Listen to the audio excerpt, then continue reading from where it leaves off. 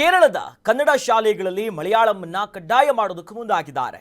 ಮಲಯಾಳಂ ಕಡ್ಡಾಯಕ್ಕೆ ಈಗ ಕೇರಳ ಸರ್ಕಾರ ಹೆಜ್ಜೆಯನ್ನ ಇಟ್ಟಿದೆ. ಕೇರಳದ ಕನ್ನಡ ಶಾಲೆಗಳಲ್ಲಿ ಮಲಯಾಳಂನ ಕಡ್ಡಾಯಗೊಳಿಸಿದ್ದಾರೆ. ಮಲಯಾಳಂ ಕಡ್ಡಾಯಗೊಳಿಸುವುದಕ್ಕೆ ಈಗ ಅಲ್ಲಿನ ಕೇರಳ ಸರ್ಕಾರ ಮುಂದಾಗಿರೋದು. ಕೇರಳ ಕಮ್ಯುನಿಸ್ಟ್ ಸರ್ಕಾರದಿಂದ ಮಲಯಾಳಮನ್ನೇ ಕಡ್ಡಾಯ ಮಾಡಬೇಕೆನ್ನುವಂತ ಕಾನೂನು ತರುತ್ತಿದ್ದಾರೆ. ಇದು ಕೇರಳ ಮತ್ತು ಕರ್ನಾಟಕದ ಗಡಿ ಭಾಗದ ಶಾಲೆಗಳಲ್ಲಿ ಮಲಯಾಳಮನ್ನ ಕಡ್ಡಾಯ ಮಾಡೋದಕ್ಕೆ ಹೊರಟಿರೋದು. ಕಾನೂನು ತರುವುದಕ್ಕೆ ಮಲಯಾಳಂ ಅಲ್ಲಿ ಮಾಡಬೇಕು, ಮಾತನಾಡಬೇಕೆನ್ನುವಂತ ಸಿದ್ಧತೆಗಳಾಗ್ತಿದೆ. ಪ್ರಥಮ ಭಾಷೆಯನ್ನ ಮಲಯಾಳಂ ಮಾಡ್ತಿದ್ದಾರೆ. ಆದರೆ 1ನೇ ತರಗತಿಯಿಂದ 10ನೇ ತರಗತಿಯವರೆಗೆ ಮಲಯಾಳಮನ್ನ ಕಡ್ಡಾಯ ಮಾಡೋದಕ್ಕೆ ಸಿದ್ಧತೆ ಆಗ್ತಿದೆ. ಇನ್ನು ಕನ್ನಡದ ಮಕ್ಕಳಿಗೆ ಮಲಯಾಳಮನ್ನ ಹೇರೋದಕ್ಕೆ ಕೇರಳ ಸರ್ಕಾರ ಸಕಲ ಸಿದ್ಧತೆಯನ್ನ ಮಾಡಿಕೊಂಡಿರೋದು.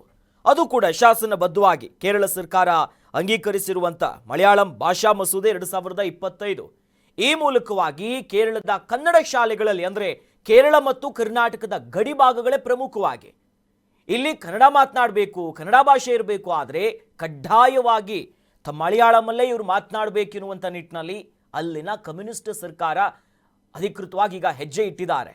ಈ ನಿಟ್ಟಿನಲ್ಲಿ ಸಾಕಷ್ಟು ಗೊಂದಲಗಳಾಗ್ತಿದೆ. ಕಾನೂನು ತರುವ ಮೂಲಕವಾಗಿ ಮಲಯಾಳಂನ ಹೇರೋದಕ್ಕೆ ಸಿದ್ಧತೆಗಳಾಗ್ತಿದೆ. ಅಂದ್ರೆ 1ನೇ ಕ್ಲಾಸಿಂದ 10ನೇ ತರಗತಿಯವರ ಮಕ್ಕಳಿಗೆ ಪ್ರಥಮ ಭಾಷೆ ಇರುತ್ತಲ್ಲ, ಕಡ್ಡಾಯವಾಗಿ ಮಲಯಾಳಮೇ ಇರಬೇಕು. ಕನ್ನಡದ ಮಕ್ಕಳು ಗಡಿಭಾಗದಲ್ಲಿರುವಂಥ ಕಾಸರಗೋಡು ಇರ್ಬೋದು, ಆ ಭಾಗದ ಎಲ್ಲ ಮಕ್ಕಳು ಕೂಡ ಕನ್ನಡದಲ್ಲಿ ಕಲಿಬಾರದು, ಮಲಯಾಳಮೇ ಕಲಿಬೇಕು. ನಾವು ಹೇರೋದಕ್ಕೆ ಅಲ್ಲಿನ ಸರ್ಕಾರ ಈಗ ಹೆಜ್ಜೆ ಇಡ್ತಾ ಇದೆ. ಈ ನಿಟ್ಟಿನಲ್ಲಿ ಮಕ್ಕಳ ಪರಿಸ್ಥಿತಿ ಗೊಂದಲಗೂಡಾಗ್ತಿದೆ. ಈ ಹಿಂದೆನೇ ನೋಡಿದ್ವಿ ಭಾಷಾ ಸಮಸ್ಯೆ ಯಾವ ರೀತಿಯಾಗಿದೆ ಕೇರಳದ ಗಡಿಭಾಗದಲ್ಲಿ. ಈ ಸಮಸ್ಯೆಗೆ ನಾವು ಹೆಂಗೆ ತುತ್ತಾಗ್ತಿದ್ದೀವಿ ಅಂತ. ಅದರ ನಡುವೆ ಈಗ ನೋಡಿ ಮತ್ತೆ ಕೇರಳ ಸರ್ಕಾರ ಆಗಾಗ ಇಂಥದ್ದೊಂದು ತಕರಾರುಗಳನ್ನು ತರ್ತಾನೆ ಇರ್ತಾರೆ. ಬಟ್ ಈ ಬಾರಿ ಹೊಸ ಬಿಲ್ ಮೂಲಕವಾಗಿ ಲ್ಯಾಂಗ್ವೇಜ್ ಬಿಲ್ಲನ್ನು ತಂದು ಆ ಮೂಲಕವಾಗಿ ಎಲ್ಲೆಡೆ ಅಂದರೆ ಕನ್ನಡ ಮಾತನಾಡುವಂಥ ಮಕ್ಕಳಿದ್ದಾರೆ, ಕನ್ನಡ ಮಾತನಾಡಬೇಕು, ಅವರಿಗೆ ಈಗಾಗಲೇ ಒಂದಿಷ್ಟು ಹಕ್ಕುಗಳನ್ನು ಕೊಟ್ಟಿದ್ರು ಕೂಡ ವ್ಯವಸ್ಥಿತವಾಗಿ ಮಲಯಾಳಮನ್ನ ಹೇರೋದಕ್ಕೆ ಅಲ್ಲಿನ ಸರ್ಕಾರ ಸಿದ್ಧತೆಗಳನ್ನು ಮಾಡಿಕೊಂಡಿರೋದೀಗ ಬಹಳಷ್ಟು ಪರ ವಿರೋಧ ಚರ್ಚೆ ಕಾರಣ ಆಗ್ತಿದೆ. ಈಗಾಗಲೇ ಅನೇಕ ನಾಯಕರು ಕೂಡ ಈ ಬಗ್ಗೆ ಆಕ್ರೋಶಗಳನ್ನು ಹೊರಗಾಗ್ತಿದ್ದಾರೆ.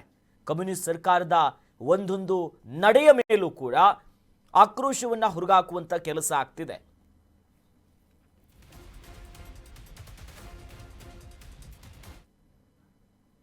ಕೇರಳದ ಕನ್ನಡ ಶಾಲೆಗಳಲ್ಲಿ ಮಲಯಾಳಮನ್ನ ಕಡ್ಡಾಯಗೊಳಿಸೋದಕ್ಕೆ ಮುಂದಾಗಿದ್ದಾರೆ. ಏನೋ ಮಲಯಾಳಮ ಹೇರಿಕೆಗೆ ಈ ಕಮ್ಯುನಿಸ್ಟ್ ಸರ್ಕಾರ ಯತ್ನ ಮಾಡ್ತಿದೆ ಅಂತ ಈ ಬಗ್ಗೆ ಆಕ್ರೋಶಗಳನ್ನ ಹೊರಗಾಕಲಾಗ್ತಿದೆ. ಕೇರಳದ ಕನ್ನಡ ಶಾಲೆಗಳಲ್ಲಿ ಮಲಯಾಳಮನ್ನ ಕಡ್ಡಾಯ ಮಾಡೋದಕ್ಕೆ ಮುಂದಾಗಿದ್ದಾರೆ. ಮಲಯಾಳಂ ಹೇರಿಕೆಗೆ ಕಮ್ಯುನಿಸ್ಟ್ ಸರ್ಕಾರ ಯತ್ನ ಮಾಡ್ತಿದೆ. ಕೇರಳ ಸಿಎಂ ವಿರುದ್ಧ ರಾಜ್ಯದ ಮುಖ್ಯಮಂತ್ರಿಗಳು ಸಿದ್ದರಾಮಯ್ಯನವರು ವಾಗ್ದಾಳಿ ಮಾಡಿದ್ದಾರೆ. ಸಂವಿಧಾನ ನೀಡಿರುವಂತ ಭಾಷಾ ಹಕ್ಕಿನ ಮೇಲೆ ಪ್ರಹಾರಗಳನ್ನು ಇವರು ಮಾಡ್ತಿದ್ದಾರೆ. ಕೇರಳ ಈ ಮಸೂದೆ ಜಾರಿಗೆ ಮುಂದಾದ್ರೆ ವಿರೋಧವನ್ನು ವ್ಯಕ್ತಪಡಿಸ್ತೀವಿ, ಕನ್ನಡಿಗರ ಒಕ್ಕರುಳಿನ ವಿರೋಧ ಇದು ಅಂತ ಸಿದ್ದರಾಮಯ್ಯನವರು ಈ ನಡೆಯ ಬಗ್ಗೆ ಮಾತನಾಡಿದ್ರು. ಅಂದ್ರೆ ಕಾಸರಗೋಡು ಆಡಳಿತಾತ್ಮಕವಾಗಿ ಇದು ಕೇರಳಕ್ಕೆ ಸೇರುತ್ತೆ, ಆದ್ರೆ ಭಾವನಾತ್ಮಕವಾಗಿ ಕರ್ನಾಟಕ ರಾಜ್ಯದ್ದು ಈ ವಿಚಾರವನ್ನ ಕೂಡ ಈ ಸಂದರ್ಭದಲ್ಲಿ ಪ್ರಸ್ತಾಪಿಸ್ತಾರೆ. ಭಾಷಾ ಅಲ್ಪಸಂಖ್ಯಾತರ ಹಕ್ಕು ದಮನಕ್ಕೆ ಇಲ್ಲಿ ಯತ್ನ ಆಗ್ತಿದೆ. ಯಾವುದೇ ಸರ್ಕಾರ ಭಾಷಾ ಸ್ವತಂತ್ರವನ್ನ ಹತ್ತಿಕ್ಕುವಂತ ಕೆಲಸ ಮಾಡಬಾರದು ಅಂತ ಪ್ರಯತ್ನವನ್ನ ಮಾಡಬಾರದು ಅಂತ ಈ ಘಟನೆಯ ಬಗ್ಗೆ ಸಿಎಂ ಸಿದ್ದರಾಮಯ್ಯನವರು ಕೇರಳ ಸರ್ಕಾರದ ನಡೆಯನ್ನ ವಿರೋಧಿಸಿದ್ದಾರೆ. ಯಾವುದೇ ಕಾರಣಕ್ಕೂ ಇದು ಸರಿಯಲ್ಲ, ಭಾಷೆ ಸೇರಿದಂತೆ ಅಲ್ಪಸಂಖ್ಯಾತರ ಎಲ್ಲ ವಿಚಾರವನ್ನ ಹಕ್ಕಿದೆ ಸಂವಿಧಾನಬದ್ಧವಾಗಿ, ಅದರ ವ್ಯವಸ್ಥಿತವಾಗಿ ಕೇರಳದ ಸರ್ಕಾರ, ಕೇರಳದ ಮುಖ್ಯಮಂತ್ರಿಗಳು ಈ ರೀತಿಯಾಗಿ ಮಾಡ್ತಿದ್ದಾರೆ ಅಂತ ದೃಶ್ಯದಲ್ಲೂ ಕೂಡ ನಾವು ಗಮನಿಸಬಹುದು. ಮಾನ್ಯ ಮುಖ್ಯಮಂತ್ರಿಗಳು ಸಿದ್ದರಾಮಯ್ಯನವರು ತಮ್ಮ ಅಧಿಕೃತ ಖಾತೆಯಲ್ಲಿ ಸುದೀರ್ಘವಾಗಿ ಕೇರಳದ ಈ ಮಲಯಾಳಂ ಹೇರುವಂತ ನಡೆ ಏನಿದೆಯಲ್ಲ, ಈ ಬಿಲ್ಲಿಗೆ ಸಂಬಂಧಪಟ್ಟಂತೆ ಆಕ್ರೋಶವನ್ನ ಹೊರಗಾಕಿ ನಮ್ಮ ವಿರೋಧ ಇದೆ, ನಾವು ಸುಮ್ಮನೆ ಇರೋದಿಲ್ಲ, ಯಾವುದೇ ಕಾರಣಕ್ಕೂ ಕೂಡ ನಾವು ಸುಮ್ಮನೆ ಇರೋದು ನಿಲ್ಲಿಸೋದಿಲ್ಲ, ಅಂದ್ರೆ ಇದು ಸಂವಿಧಾನ ನೀಡಿರುವಂತ ಭಾಷಾ ಹಕ್ಕಿನ ಮೇಲೆ ಇಂಥದ್ದೊಂದು ಪ್ರಹಾರ ಮಾಡ್ತಿದ್ದಾರೆ. ಎಲ್ಲಾದ್ರೂ ಈ ಮಸೂದೆಯನ್ನ ನೀವು ಜಾರಿ ಮಾಡಿದ್ದೇ ಹೌದಾದ್ರೆ ನಾವು ದೊಡ್ಡ ಮಟ್ಟದ ಹೋರಾಟ ಮಾಡ್ತೀವಿ. ಇವತ್ತು ಕಾಸರಗೋಡು ಅಡ್ಮಿನಿಸ್ಟ್ರೇಟಿವ್ ಆಂಗಲ್ ಇಂದ ಕೇರಳದಿರಬಹುದು, ಆದರೆ ಭಾವನಾತ್ಮಕವಾಗಿ ಈಗಲೂ ಕೂಡ ಕನ್ನಡ ಮಾತನಾಡ್ತಾರೆ. ಈ ಹಿಂದೆ ಅನೇಕ ಸಿನಿಮಾಗಳು ಕೂಡ ಬಂದಿತ್ತು. ಅಲ್ಲಿನ ವಾಸ್ತವಾಂಶಗಳು ಹೇಗಿದೆ, ಕಾಸರಗೋಡು ಭಾಗ ಇರಬಹುದು, ಕೇರಳ ಮತ್ತು ಕರ್ನಾಟಕದ ಭಾಗದ ಜನರ ಪರಿಸ್ಥಿತಿಗಳು ಹೇಗಿದೆ ಅಂತ. ಈ ನಿಟ್ಟಿನಲ್ಲಿ ಯಾವುದೇ ಸರ್ಕಾರ ಭಾಷಾ ಸ್ವತಂತ್ರವನ್ನ ಹತ್ತಿಕ್ಕುವಂತ ಪ್ರಯತ್ನ ಮಾಡಬಾರದು. ಒಂದು ವೇಳೆ ಕೇರಳ ಸರ್ಕಾರ ಮುಂದಿನ ನಡೆಯನ್ನ ಹೆಜ್ಜೆಯನ್ನ ಇಡ್ತು ಮಲಯಾಳಮನ್ನ ಕಡ್ಡಾಯ ಮಾಡಿದ ಹೋದಾದ್ರೆ ಹೋರಾಟಗಳನ್ನ ಮಾಡ್ತೀವಿ, ನಾವಿದನ್ನ ವಿರೋಧಿಸ್ತೀವಿ ಅಂತ ಸಿಎಂ ಸಿದ್ದರಾಮಯ್ಯನವರು ಕೂಡ ವಾಗ್ದಾಳಿ ನಡೆಸಿದ್ದಾರೆ.